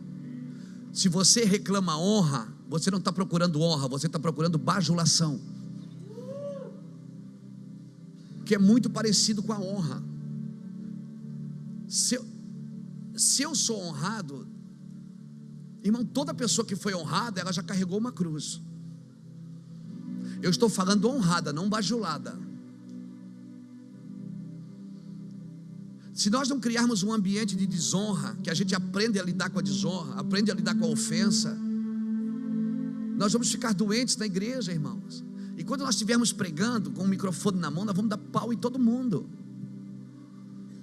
E a gente diz: eu falo a verdade e pronto. Isso não é falar a verdade e pronto. Tá, não tá? Eu estou sentindo assim uma serenidade aqui, irmão. Tá gostoso, não tá? Eu estou sofrendo muito aqui. Estou todo doído. Vai bater em cavalo, porque o homem não aguenta. Se a gente não aprendeu a lidar com a desonra, como é que a gente vai aprender a lidar com a honra? Aí qualquer palavra fere, qualquer atitude fere. Irmão, se não houver atrito, pérola, ela é formada no atrito. Amém? Tem que ter atrito, gente. Não crie uma igreja livre da pressão, livre do confronto. Essa igreja livre de confronto é uma creche, não é uma igreja. É cheio de crianças que de vez em quando você tem que acender uma árvore de Natal com pisca-pisca e dar uns presentes, senão eles não voltam mais. O que atrai profetas não é árvore de natais piscando, é uma sarça queimando. O que atraiu Moisés foi a chama daquela sarça, não foi ela piscando. Não é atrativo. Chega de atrativo na igreja, Jesus. Amém? Chega de atrativo. É que quando a gente vai perdendo as coisas aqui, olha, presta atenção nisso. Quando a gente vai perdendo as coisas aqui dentro, a gente começa a apelar para as estratégias aqui de fora. Quando a gente perde os princípios aqui dentro, a gente começa a apelar para as estratégias de fora. E a gente está sempre procurando uma estratégia boa, e Deus está procurando homens bons. Homens bons. Homens bons vão gerar boas estratégias. Aleluia. Então, irmão, Jesus pegou os discípulos e levou ali em Cesareia de Filipe. Por quê? Ali em Cesareia de Filipe tinha uma caverna, onde a Grécia, onde eles tinham feito um templo. Se eu não me engano, quem fez o primeiro templo foi Alexandre o Grande, ali nesse lugar. E ali era a Cesareia de Filipe. Eles adoravam o deus Pan, que vem, a palavra pânico vem de Pan, desse Deus aí. E ali eles achavam que era a porta do inferno. Ali eles adoravam, faziam ofertas de animais, faziam oferta de pessoas. Eles ofertavam ali porque eles achavam que ali era a porta do inferno. E por isso que os judeus evitavam ir ali, porque esse Deus Pan, ele era adorado com orgias. Ele era adorado com sensualidade, com orgias, eram praticados ali. E Jesus levou exatamente os discípulos ali. Jesus levou eles ali e perguntou: o que é que vocês acham que eu sou? Jesus leva os discípulos ali para dizer que as portas do inferno não iam prevalecer contra ele. Eles dizem que isso aqui é a porta do inferno, pois eu digo que as portas do inferno não vão prevalecer contra mim. Aqui não vai ter porta do inferno. Foi ali que ele falou pela primeira vez sobre a igreja. Foi a primeira vez. Ele foi ali fazer o quê? Ele foi ali fazer um ato profético para dizer para aqueles demônios assim: as portas do inferno não vão prevalecer. Porque os demônios não são onipresentes, os demônios não são onipresentes, eles não estão em todos os lugares, eles são territoriais. Por isso nós precisamos ir nos territórios para expulsar. Mas não, a gente se fecha no domingo na igreja e a gente quer expulsar o demônio dos crentes. Nós temos que ir expulsar os demônios dos territórios, porque quando aquele crente vem e ele é liberto, quando ele volta, aquele demônio que está no território pega ele de novo. Nós temos que ir lá nos territórios, amém? As portas do inferno, tem várias portas, por isso elas são territoriais. Jesus disse as portas, ele falou no plural, as portas do inferno. Por quê? Porque os demônios são territoriais e há várias portas. E neste lugar nós fomos lá, tem uma grande caverna, e Jesus disse assim: sobre esta pedra eu edificarei a minha igreja. E a caverna é dentro de uma pedra, e o negócio é fantástico. Jesus ele apontou para a pedra e disse: sobre esta pedra aqui. Ele não está dizendo sobre aquela ali que eu vou edificar a minha igreja, é sobre esta aqui. Irmãos, Alexandre o Grande colocou aqui os deuses, esse deus Pan, que eles adoravam na mitologia grega. Antes do Alexandre o Grande, os fenícios adoravam aqui Baal, no mesmo lugar. Nesse mesmo lugar os fenícios adoravam Baal. E o deus Pan, segundo a mitologia grega, ele é a metade cabra e a metade homem. Ele ficava no caminho, segundo a mitologia, para assustar as pessoas. Para assustar, escute, que coisa linda isso. As pessoas falando lá, eu viajando, porque a minha cabeça é profética. Então o cara estava falando, explicando, e eu já estava viajando, escrevendo outra coisa. E eu disse, ele assustava, ele era metade homem, metade cabra, segundo os gregos. E ele pulava para assustar as moças novas, puras, virgens. E essas moças, muitas delas morriam. Mulher na Bíblia fala do quê? Esse capeta do inferno que está tentando assustar a igreja, intimidar a igreja, irmãos. Pular na frente da igreja para tentar distrair a igreja. Agora pasmem, Pan significa todos. Por isso que nós temos os jogos Pan-americano, que é todos. Está falando de todos. Pan significa todos. E esse era o modelo desse capeta: intimidar. E elas morriam puras. Amor pelo medo. Tirar a pureza, e elas morriam de medo. E é isso que está acontecendo na igreja. E como é que o mundo governa a igreja? Pelo medo. A igreja vê um negócio acontecendo fora, já diz: irmão, o diabo está se levantando. Ela não lê nas escrituras que tem que acontecer isso. Mateus 24 tem que se cumprir. Amém? Amém? Jesus estava dizendo: olha, o meu instrumento é amor. Quando o pastor Jacques falou de amor hoje aqui, eu estava pensando nisso. O meu instrumento aqui é de amor. Por isso Jesus levou os seus discípulos para ter uma revelação. Por isso a idolatria gera medo. Toda pessoa idólatra é uma pessoa medrosa. Mas nós não somos conduzidos pela imagem, nós somos conduzidos pela revelação. Por isso Jesus levou seus discípulos lá para que eles tivessem uma revelação. Cruz era instrumento de medo. Jesus pegou a cruz e transformou ela num instrumento de amor, de governo. Amém? Porque o amor lança fora todo medo. Agora pasmem, esse Deus Pan, esse Deus da Grécia, o que é que tem a ver o Deus Grécia com o nosso culto aqui? Nada, né? Mas é bom para a gente se localizar. Por que a igreja entrou na idolatria? Esse Deus Pan, ele tinha suas sacerdotisas. Sabe como era o nome dessas sacerdotisas? Ninfas, que é da onde vem a palavra ninfomaníacas. Por isso, onde há idolatria, há imoralidade. Amém? Por isso, onde há idolatria, há imoralidade.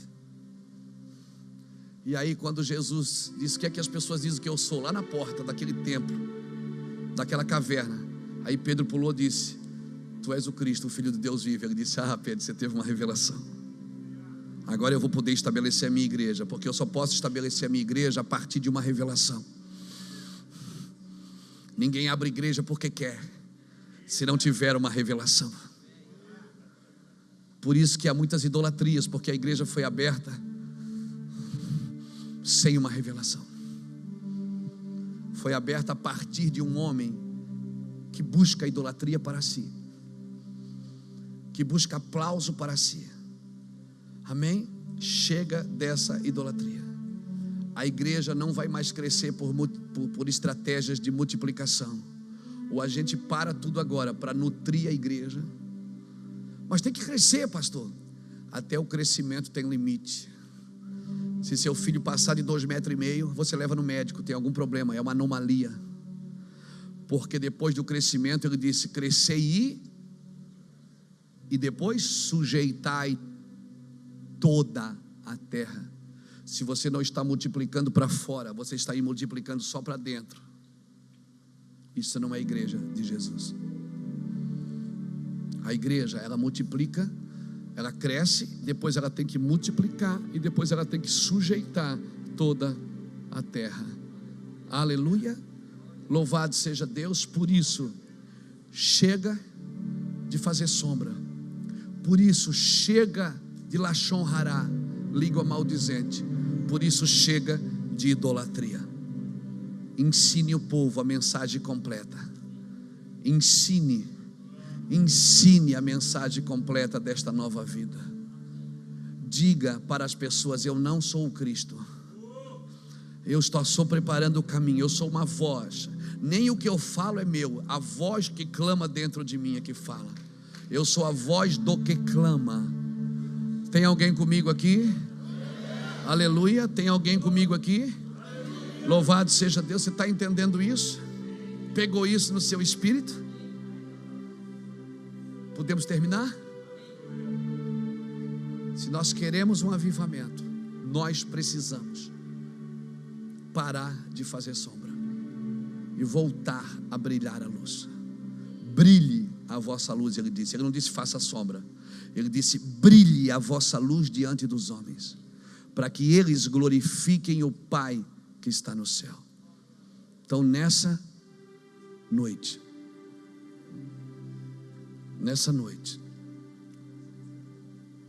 não, já amanheceu, né? Nessa manhã, você que está disposto a dizer: pastor, eu quero parar só com esse desfile que faz sombra só. Eu não quero mais fazer só sombra. Esse movimento só de domingo a domingo, pastor, eu estou cansado disso. Eu quero alguma coisa para segunda-feira. Cara, eu quero acordar e sujar minhas mãos na segunda. Eu quero ir para as ruas, eu quero fazer algo, eu quero gastar dinheiro com gente, eu quero cuidar, eu quero tocar as pessoas, eu quero isso, eu quero aquilo. Isso é da boa.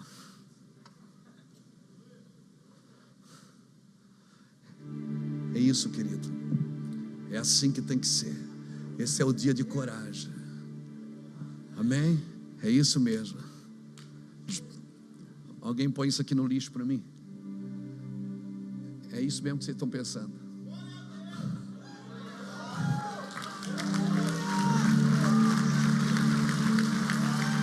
É isso.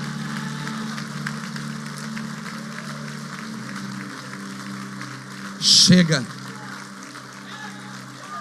Menino, você acabou de me dar uma mensagem. Chega de entorpecer as nossas mentes. Chega de entorpecer. Menino, me perdoe por você, mas você foi usado por Deus para fazer isso. Nem sei onde você está mais, mas amém. Deixa assim. É isso que os pastores precisam fazer. Eu não quero mais nada que vai entorpecer a minha mente. Acendeu a luz, né, meu filho? Eu não quero mais nada. Eu não quero mais nada que vai me entorpecer a mente. Eu quero estar real. Eu quero ver com realidade. Tira a venda dos meus olhos. Tira a venda. Qual é o primeiro pastor que vai dizer assim: eu quero, pastor, isso? Eu não quero mais entorpecer a minha mente. Sai do seu lugar então, vem cá para frente.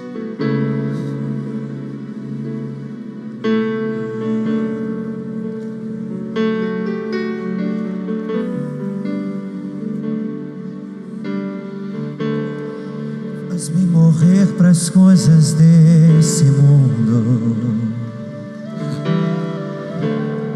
Tem muita gente sendo entorpecido na sua mente porque o evangelho que deveria estar sedando os seus sentidos não está mais. Como um guento derramado em minhas feridas, que me cura, restaura a alegria.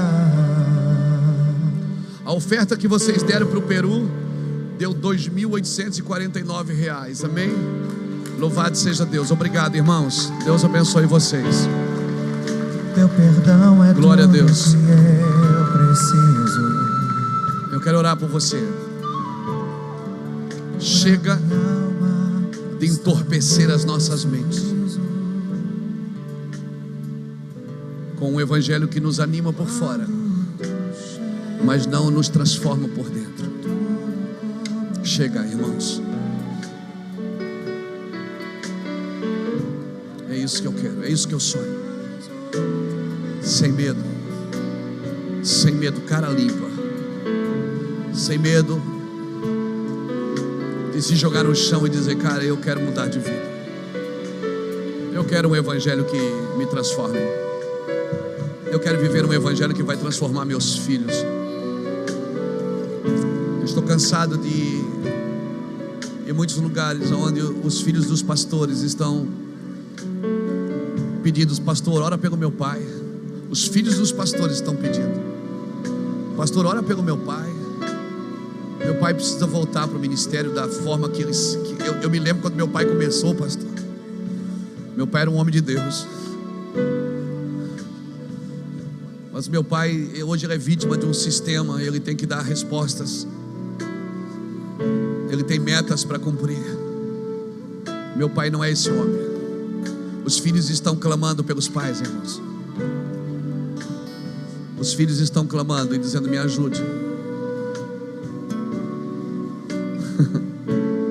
Esse garoto que veio aqui e deixou drogas, isso era drogas. Sabe o que ele está dizendo? Eu não aguento mais isso. Eu não quero mais isso. Resta a nós, os pastores, dizer: eu não quero mais isso. Eu não aguento mais esse evangelho barato. Eu não aguento mais esse evangelho artístico. Eu não aguento mais esse evangelho que está entorpecendo a minha mente. Me tirou da simplicidade, me tirou... Eu sei que não foi isso que tirou você do mundo e colocou você num púlpito.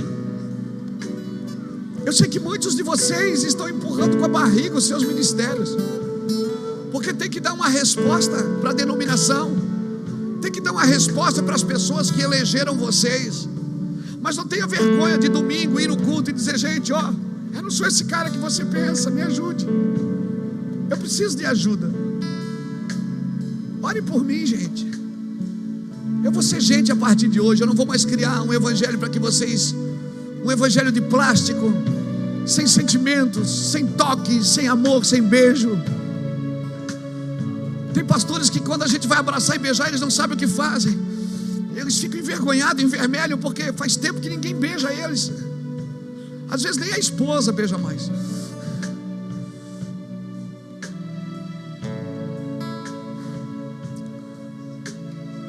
Por quê? Porque nós criamos um mundo de idolatria. Deixamos que as pessoas pensem da gente mais do que somos. São sombras. Sombras. Quando se der uma diarreia boa, chama os membros da igreja para assistir. Diga: vem cá em casa para você ver como eu estou, para você tirar a sua fé apoiada em mim. Alguém diz assim para a gente: pastor, ora por mim porque eu tenho fé na tua oração. Não, você tem que ter fé na sua oração. Nós oramos por um tempo, irmãos, que é isso que vai acontecer. Pastores vão voltar a chorar. Nós vamos voltar a chorar pelo Evangelho.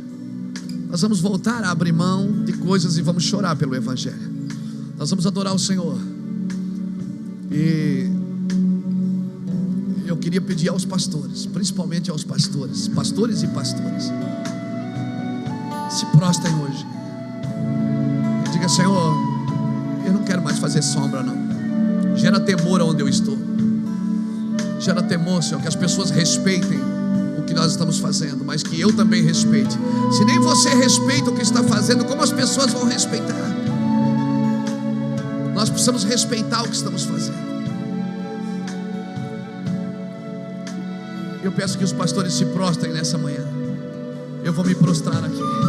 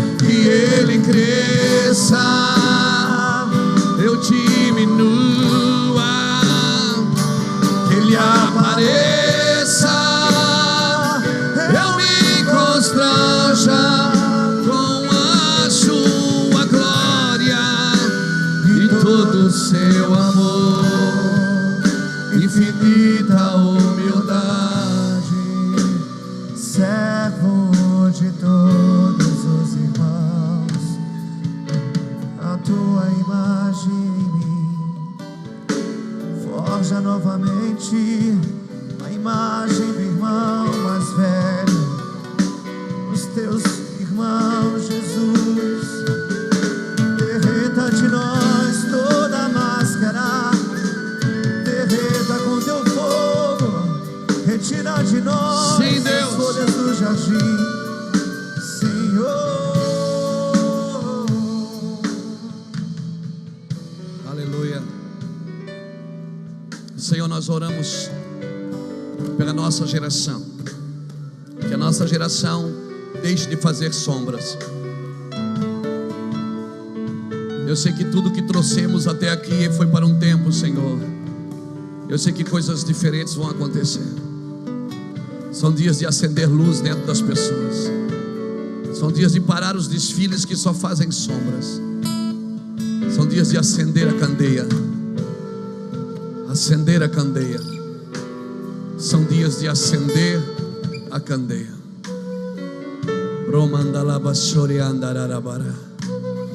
Nos rendemos a Ti nessa manhã, Senhor. Que glória. Que manhã profética, Senhor. Que manhã gloriosa. Que manhã cheia do Teu Espírito, Senhor. Que manhã, Senhor. Que manhã é essa?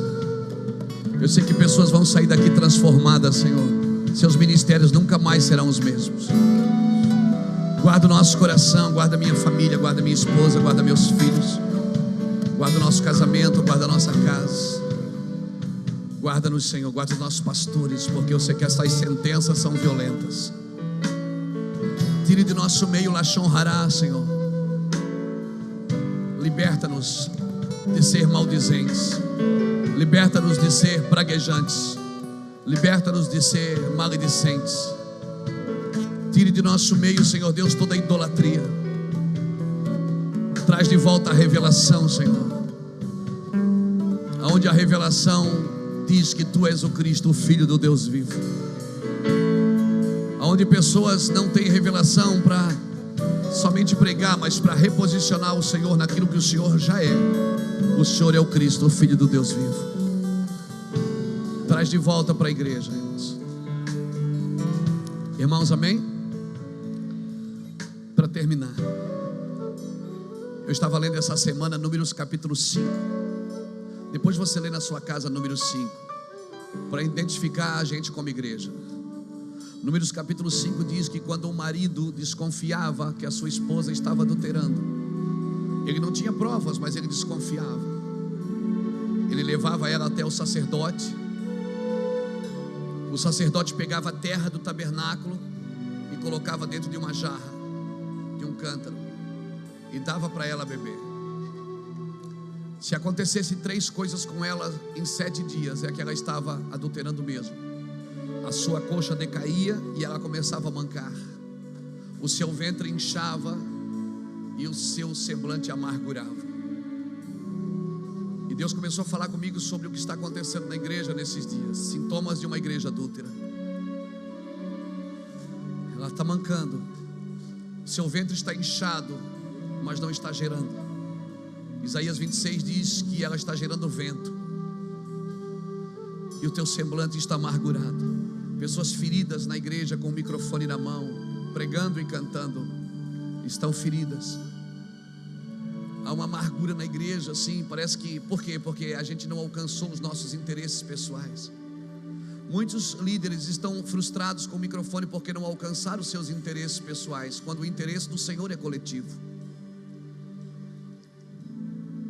Que o Senhor nos liberte desse adultério, irmãos, dessa amargura de espírito, desse manquejar e desse ventre vazio.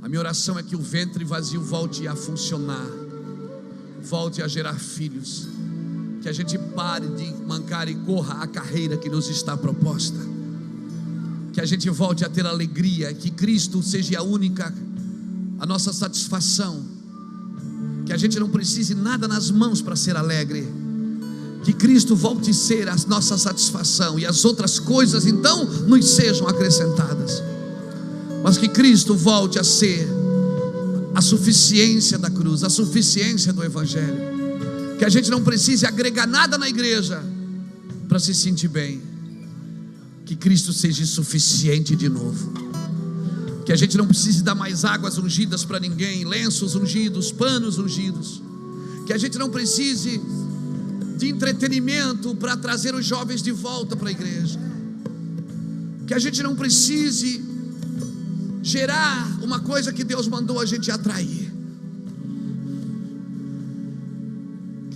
seja suficiente. Que quando nós formos questionados pela nossa fé, a gente diga a única coisa: Cristo em mim é a esperança da glória. Cristo em nós é a esperança da glória. Como é que você explica esse sucesso? Cristo em mim é a esperança da glória. Mas você mora na favela, mas Cristo vive em mim.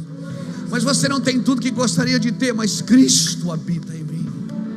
Mas o seu ministério nem cresceu muito, mas Ele cresceu em mim. Eu me sinto maior por dentro. Aleluia, aleluia. Tem alguém comigo aqui? Levante sua mão e aplauda ao Senhor bem forte. Aleluia, aleluia, aleluia. Mistura isso com glória a Deus.